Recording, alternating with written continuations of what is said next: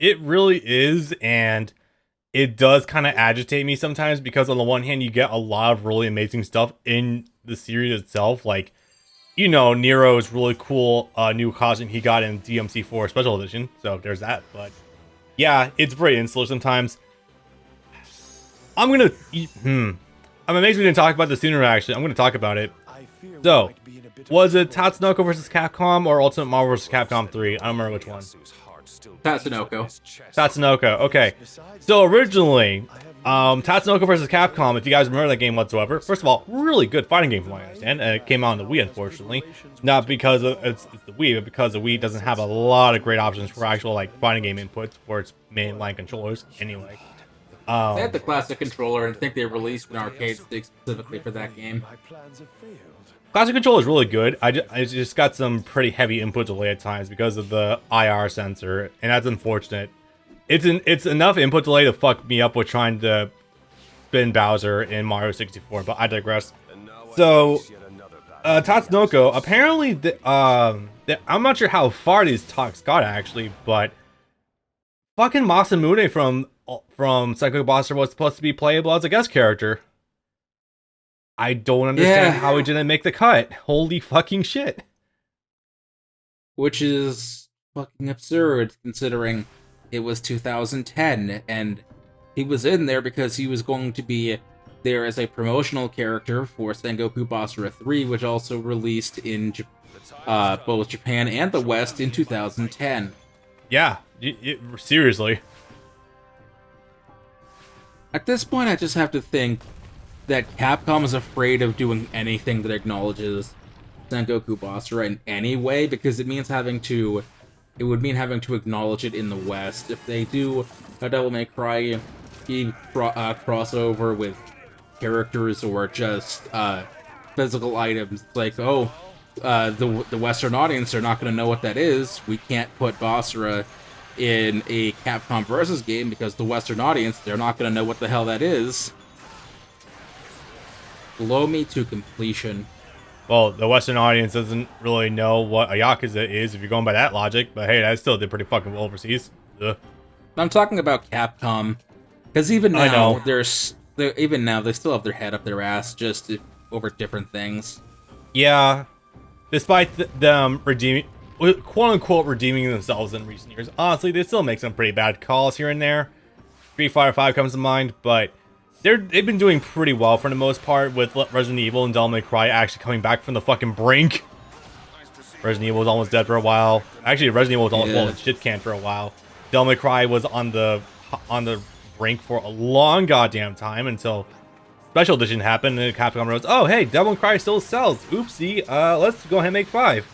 Even though if you know your history, Devil May Cry 5 was actually scheduled to start production literally right after 4. But they paused that. I don't remember if it was for money issues or for Street Fighter 4 investment. I don't remember which one offhand. My guess would be on Street Fighter. That would be my guess as well, and reprioritizing. And then the reboot happened, and oh man, that was a mistake. I like the reboot to a certain extent. Me too. Really, if you think about it, Devil May Cry's presence at all on the PlayStation 360 is kind of an anomaly, because that was the generation where they went in on Street Fighter and Resident Evil and literally nothing else. Yeah. Really, they definitely battened down the hatches for just those games, and well, they quickly went the wrong direction with Resident Evil, so that was a bit iffy. Yeah. And then they went down the wrong direction with Street Fighter 5 4 different times. Yup. Moral of the day is that even big tech companies are very prone to being whittled down financially if they make the same mistakes over and over again.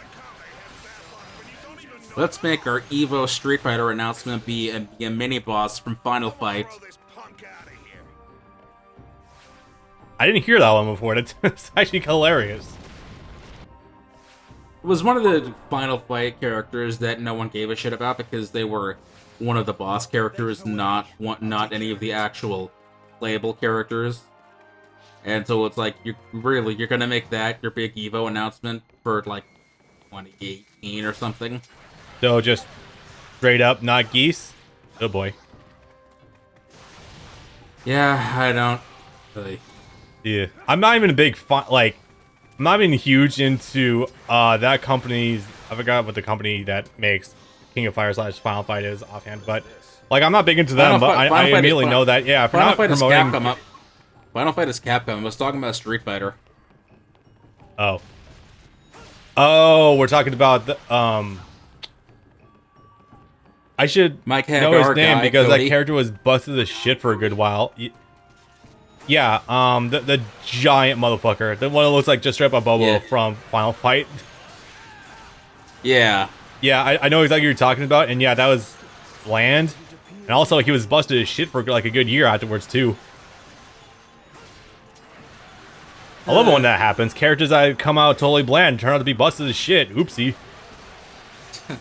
At least for as busted Virgil is in fucking Ultimate Marvel vs. Capcom 3, he's at least still charismatic enough and fun enough that you don't really mind too much. You know, with how omnipresent he becomes. Virgil's not in Infinite, is he? There's a lot of characters missing from Infinite, if Virgil included. Wesker's not even in there. I know. God. If you remember your history, Infinite was also created on the same budget for a single season pass for Street Fighter V. I hate it. That was well after Disney owned Marvel. You think Disney would put some money in for it? I think that was partly the issue. As far as I remember correctly, Disney was hard to work with, and then there was also like the Sony Disney split as well with X-Men, so that's why all the X-Men characters weren't even in there. But don't worry, because some of these characters serve the same function as your Wolverine. I love that. Did they even have a Spider-Man? You know, it sucks because the guy who made that announcement, Combo Fiend, there really wasn't much he could do to say in that regard.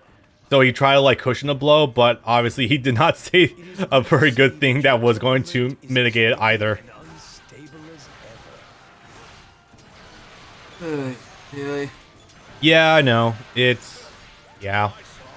Fun stuff. You know, it sucks too, because I actually do like Infinite a lot in terms of concept, but yeah.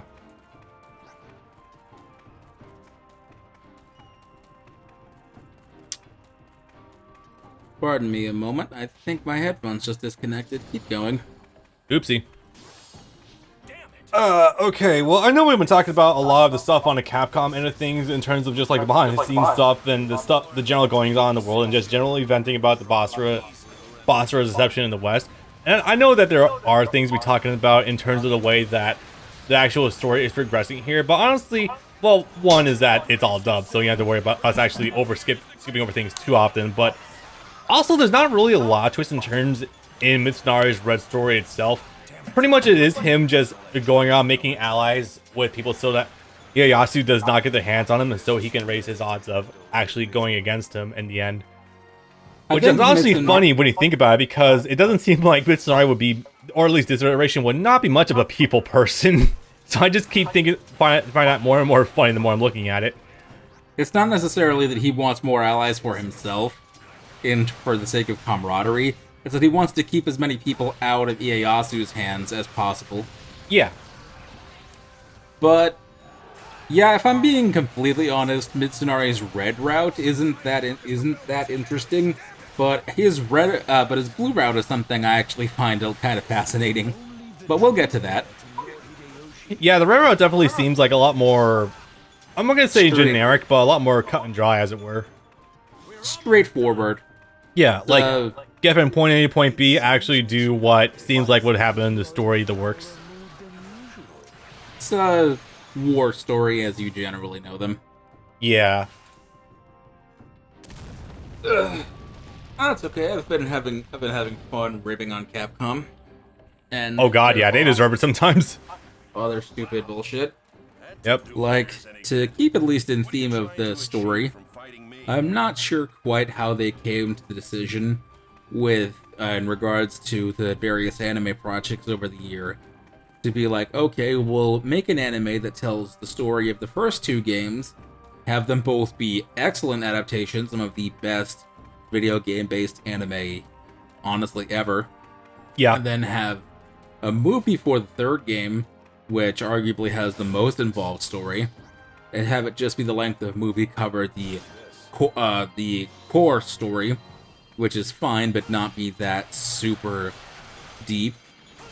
Which again, give a 2-hour time frame, that's fine. It's still an absolutely gorgeous movie with fantastic action and animation. Go watch the Sengoku Basara anime if you don't have access to the games. Or Yeah, seriously, it's an amazing fucking watch even by itself, but removed from the context of Basara. Like, I've played minimum amounts of time. I put not much time into my own runs of Basara, but I've watched the anime and it's fucking phenomenal, even unto itself as a standalone product.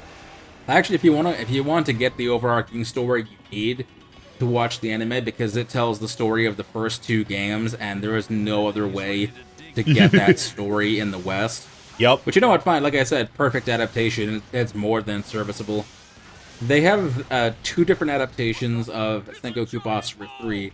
The movie titled The Last Party, which again just focuses on the core of the story, which released a year after this game, which I'd say I've watched it like 10 times. Yeah. Time. That's a movie where, despite running almost 2 hours, it feels like it's only lasts like 30 minutes. Huh. Which sounds weird, but I classify that as a good thing because it feels like no time goes by. Yep.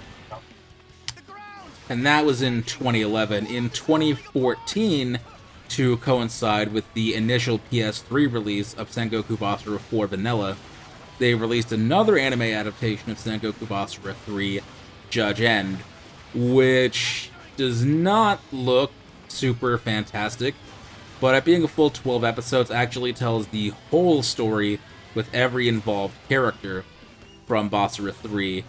And again, it's not fantastic, but it doesn't need to be, because the focus of that anime is actually on the story, and I think it does the story actually a fair bit of justice. Really gives you a deep dive into most of the characters, shows you there are more facets than those you see in even just the games.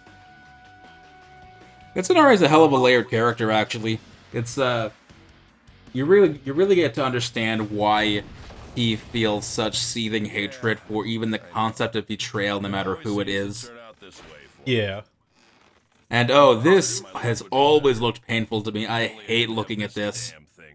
Is it the character or the background? It's the... So, Kame Kuroda's weapon is the ball and chain. It changes depending on what difficulty you're on and which weapon you have him equipped. This is his level 6 weapon, just below his joke weapon. And the... Well, what's originally supposed to be stock and key is now this handcuff thing, but it's like open and ends in points, so it's like if you swung that even once, the weight of the ball would send the cuff slicing your hands clear off. Yeah, that's kind of rough. So Then again, Capcom is also kind of...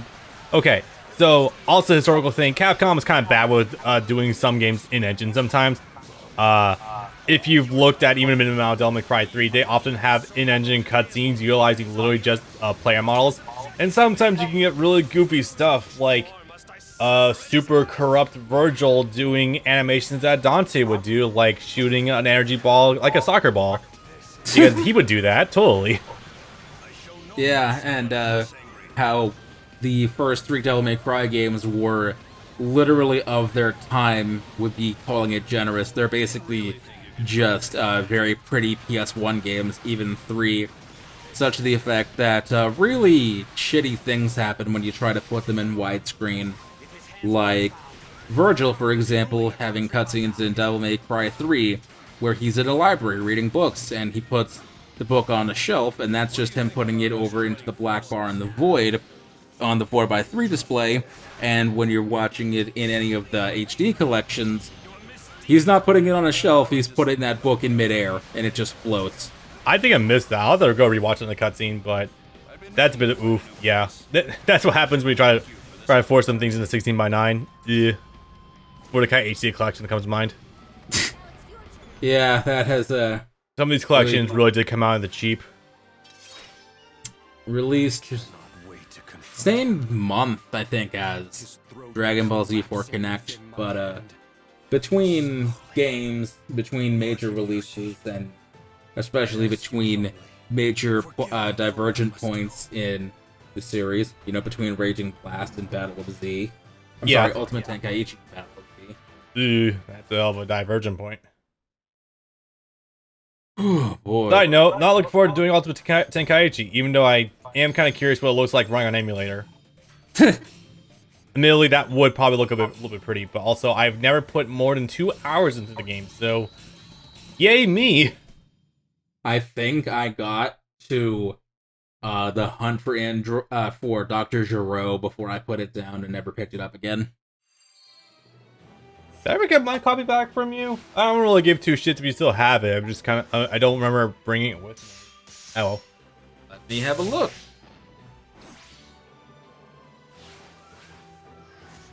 Yeah, you have it. Oh, okay, cool. I mean, it's whatever. It's basically, at this point in time, me physically holding these games is basically just legal cover. I don't really give two shits. You know, no one's seeing profits from these games anymore anyway. Not that I blame you for not knowing, because there are probably even now still boxes that you haven't opened in 3 years. No, not quite. You'll see this. The audience won't see it, but about that, I do actually have this shit mounted back here. PS4, PS3, PS2. Oh, my PS2 is actually a little bit lopsided. You go fix it at some point in time. I did finally get my games mounted. Nice. So we're finally approaching the climax. We are finally at one of this game's 6 different renditions of the Battle of Sekigahara. Yeah. Actually, it's worth noting also, I think this is also one of the first times where, this might sound weird, but I think it's one of the first times where Yukimura and Masamune are not some of the central focuses. I mean, they're still like some of the cover boys, granted, but like, I think beforehand when Hideyoshi and Oda were still in charge, I think they were definitely like a lot more front and center as like the quote protagonists against them. This game is definitely like, it's either portrayed more as like a four-way cross, or they're more like the sub-characters underneath Ieyasu and Mitsunari. It was sort of unavoidable if they were going to keep progressing through the actual history being told. In the first game, they were absolutely the central focus. In Basara 2, it was a tie between the two of them, and actually Keiji, who was new for that game but was the central character because the central story of that game was his conflict / attempt to dissuade conflict against Hideyoshi. Oh yeah, right. In Basara 3, it kind of has to be Mitsunari and Ieyasu front and center because they are the two primary warlords that are that have overall control, because it's, you know, it's the commander of the Eastern forces versus the commander of the Western forces. I actually don't remember where offhand the dividing line was, but they're the most important men of the hour, as it were, so they kind of have to take the focus. That's like a second to load this. It's like a second to load this up. I was a little concerned the game crashed on you for a sec. You actually look at it on a macro scale, it's not actually a new concept, because like I said, they had Keiji in 2. And in 4, Yukimura and Ieyasu are pushed out of the limelight entirely in favor of the new boys of that game, Sako and Shima, and Katsuie Shibata, the gambling lesbian man, and the guy that tries to pretend to be Oichi's husband. Oh yeah. Yeah. But what's funny about that game is that they realized that Mitsunari and Masamune were still the most popular characters of all, so they made sure that they were still the central focus, with the other two characters making sure to align with their interests. Yeah, I was just thinking to myself that there's no way that Yukimura and Masamune aren't still the most popular characters, so I wonder if they're able to work that into the story in some capacity. They still have individual stages dedicated to their rivalry, of course, but it's not the core of the game anymore. Yeah. Which actually, speaking to Yukimura as a character and where he stands in the rankings, I'm actually surprised, if not for the fact that maybe he has the most well-known overarching samurai history of most of the available characters anyways. I actually would really like to know what spurned creating Yukimura Legend. Because initially that was a plan to have an actual sub-series of the Retsuden game, but what sparked him being the first as opposed to Masamune, who, while I like Yukimura more, has absolutely been the poster child in the long term of the series. We must fight to protect our honor.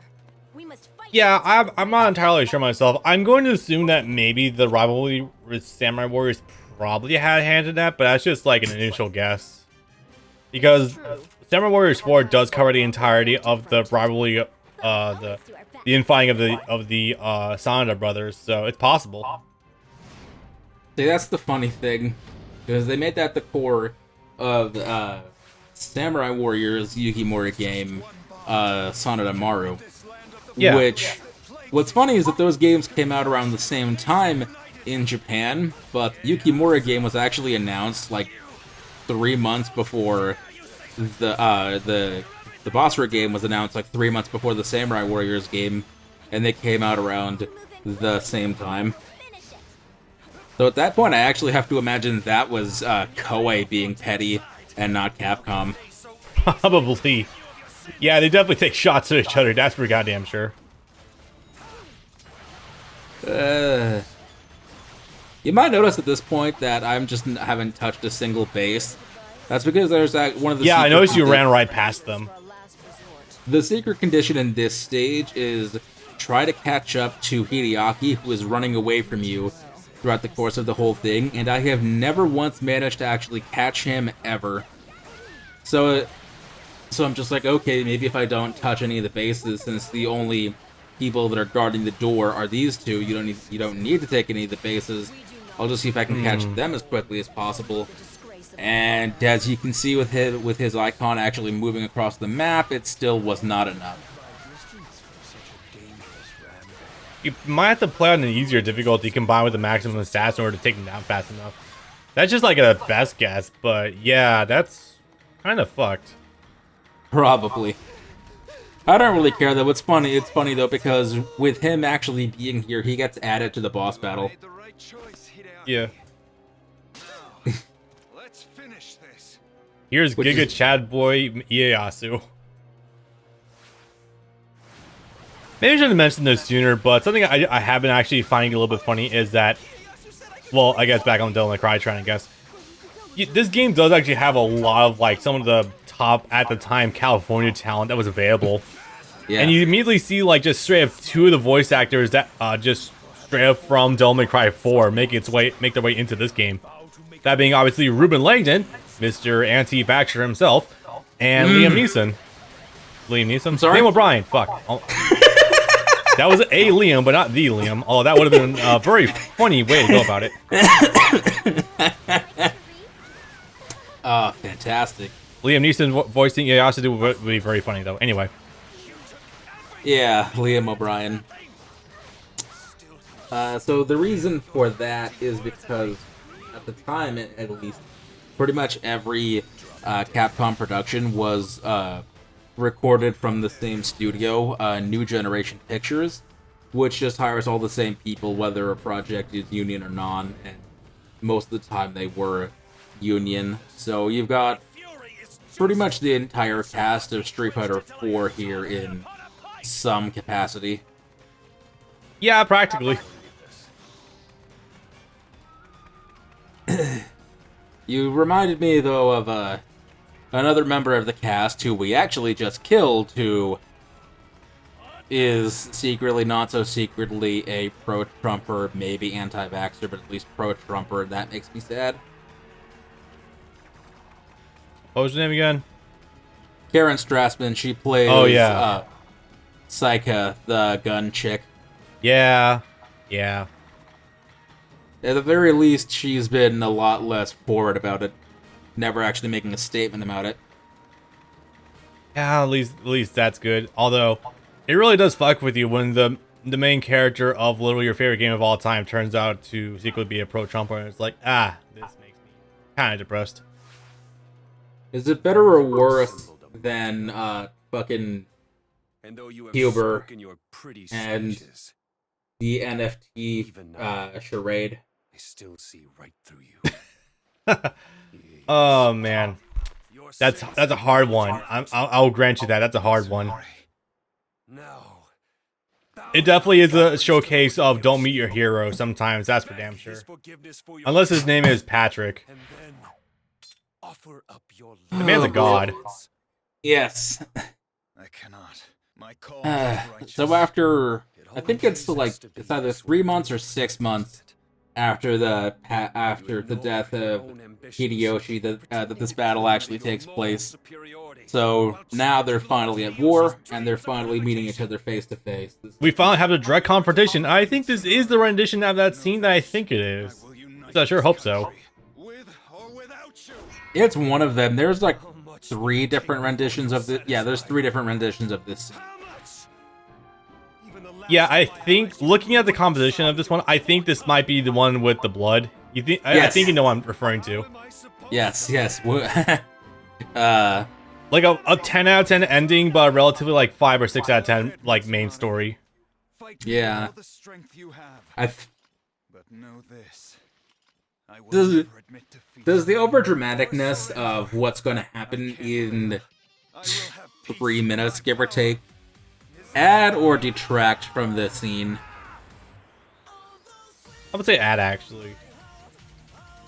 Which also, I don't know if it's going to be audible over both us and the characters talking, but for most characters' climaxes, when you're doing the final boss, the game starts playing Naked Arms over the Yeah, stage I track. just heard the first notes of it. When they were going to go clash with each other, I'm like, fuck. Yeah, well. So I guess we'll see if it can be heard over the characters talking and us talking. I don't think it should be that huge an issue behind so many layers. Yeah, I'm going to certainly hope so, because I know you play these games generally with the music lowered anyway. Yes.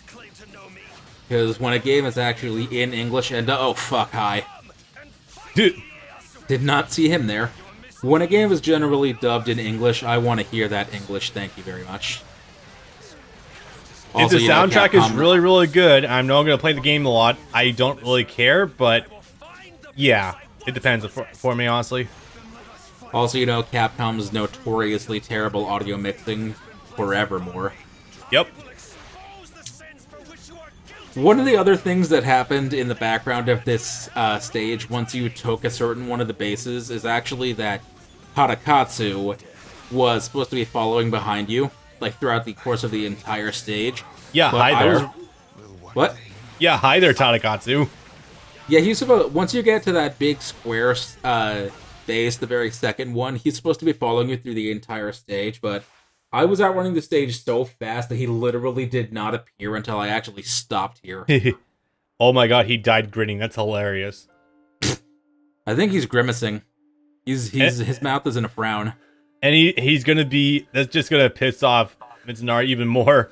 Yeah, I gotta turn this up a wee bit for myself. Yeah. Love that sword. Yeah. Yeah, he's lost it. Yep. He's dead! I did it! Almost exactly the same scenario as when Itachi died for Sasuke.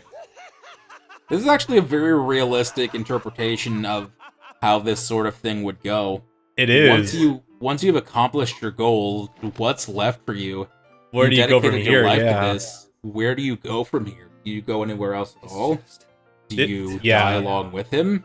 Th- Or do this- you just live the rest of your life in misery because now you have nothing else to look forward to? This scene is definitely exemplary of why we were saying earlier. Yeah, this is definitely Troy Baker at his absolute best.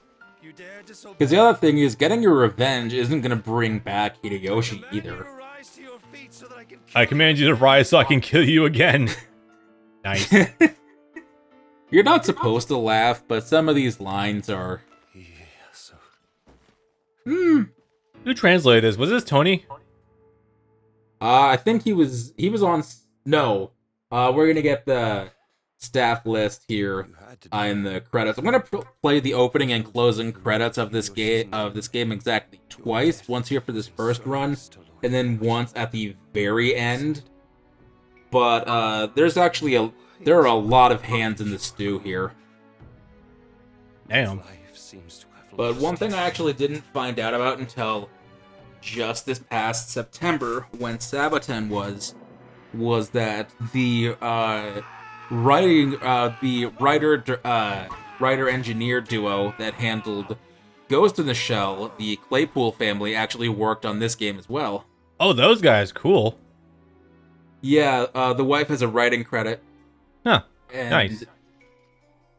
So that's pretty cool. They work a lot with Capcom. And yeah, he's, Okay. I don't want to... Okay, I'm going to say something that's might fuck this up and fuck you up a little bit.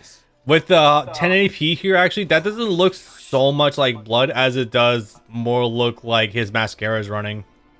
Yeah, because you only see it red in that first shot where you're actually looking down at him. Yeah. When he stands up, it looks more like pure black. Afterwards, it's like a lot more muddy. It almost looks more like he's got like eyeliner on. It's melting off his face with him crying.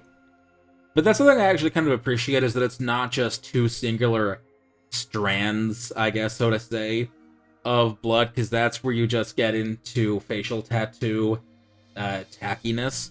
Yeah. The fact that it's actually rolling down multiple spots from multiple spots in his eyes, down his face, that's actually more realistic. Yeah.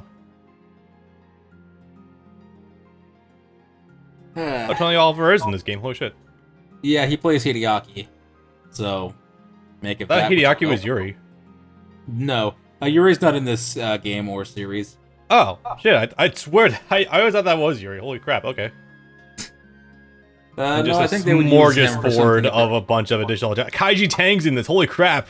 That'd be Damn. early days for him. This is 2010. Yeah, I didn't know he did anything like pre-2012. Holy shit. Everyone gets their start somewhere. Yeah, I mean, sometimes you just gotta be an extra, just tossing at times. That's how a lot of people actually get their start. Some people are like, oh, hey, I'm an engineer or a writer or a translator, or even sometimes just a general staff member. Hey, do you want to come in on this crowd scene session? Like, sure, okay. And Yeah, that and working on, like, web productions, like, you know, Team 4-star stuff. Oh, hey. pretty much just Deku, yeah. Yep. Well, no, he was already... Actually, no, that wouldn't come out until a couple of months later. The first season of My Hero. But I think he was already working at the time. Probably. Damn, this is a pretty cutscene, or, sorry, credit list, though. There's supposed to be an actual lyrical track here, but they weren't able to get the license for that in the American release. Yeah. So I think they're just playing a piece from the OST. God, I'm getting such hardcore Soul Calibur vibes right now. Holy shit. Yeah, kinda. Like, I know you've only played 5, I think? Have you played 6? 2, 5, and 6. Okay, so, like, 3 has a lot of, like, sweeping orchestral pieces like this, so that I'm just immediately getting, like, vibes from that. Tease I guess music. that's not uncommon for, like, the other games as well. Tease Studio. Just Cause Productions. Producer Ruben Langdon. Oh boy. Oh, man. Back when he was still working charity. The director is Taliesin Jaffe, who you will know some of his roles, but you won't know his name at all. Script adaptation, Eric Vale. Chris Bevins, Eric Vale, Mary Claypool, Patrick Stephanie. Seitz, Sam Riegel, Stephanie Shea. Yeah, there are some people here that don't work in California at the time. Unfortunately, he's not as fun as Patrick Seitz's overall scripting of the series in Funimation. Well, the case again is that this is a much more somber story than the previous game, so they play it more serious. That's true. But even still, like, that was what, 12 riders? Holy crap. Yeah, there's a like I said, there are a lot of hands in the stew. Yeah. And the reason for that is because the anime, this game was being released at the exact same time as the dub of the first season of the anime. So there was a lot of staff crossover, in addition to, of course, most but not all of the character actors. True, So they yeah. had to keep they had to keep a sort of internal consistency between the two, which they mostly nail. There are a couple instances where some terms don't quite carry over from version to version, but Yeah. it's pretty good for the most part. But yeah, they needed to make sure that that everything was more or less on the level. What the Yeah. hell is that? AKA B dollar. English support and from a dude whose first name is Boston. I didn't know that's the first name. That genuinely news to me. That's the fun of reading credits. You find all kinds of crazy shit. There's fucking credits for fonts used? Oh my god. Anyway, I feel compelled to ask this now. You're not gonna play out the credits every time, right? No. Just this first session, and then the very last one. Okay, cool. The parts where it would definitely be a lot more on the money then. Yeah, the ones where it would be proper to do so. The only times it really matters. A lot of companies being working on it. Epic.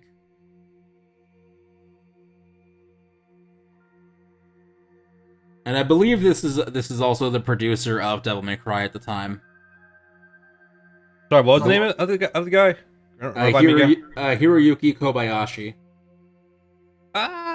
Yeah, I think that might have been the guy. At the Sounds very least, familiar. At the very least, I know his name is attached to Devil May Cry 4 because it's actually a footnote on the back of the box for Basara that it says from the producer of Devil May Cry 4. Yeah, they switched producers, I think, going from 3 to 4, and the guy who did 4 like really enjoyed the work, and that's why I was super looking forward to doing 5, but then 5 got postponed to hell and back, so that was unfortunate. I want to think that's how it went down, but I'm not sure off the top of my head. Something about Capcom and their stupid, unrealistic expectations. What do you mean this individual game in a series that's never sold more than 1.5 million copies didn't sell 5 million copies like we projected? What is this, Tomb Raider? It may as well be. I think that was their initial estimate for Resident Evil 7 was that it was going to sell 5 million copies when the previous highest selling Resident Evil game only sold 2 million. Ugh. Yeah. Especially after like a 6-year break. Yep. Yeah. So that's the end of Mitsunari's Red Route. Basic but serviceable, and it has a fantastic ending. Stellar ending, but yeah, the rest of it, not too bad. And I guess next up we got the Blue Route. That'll be kind of fun.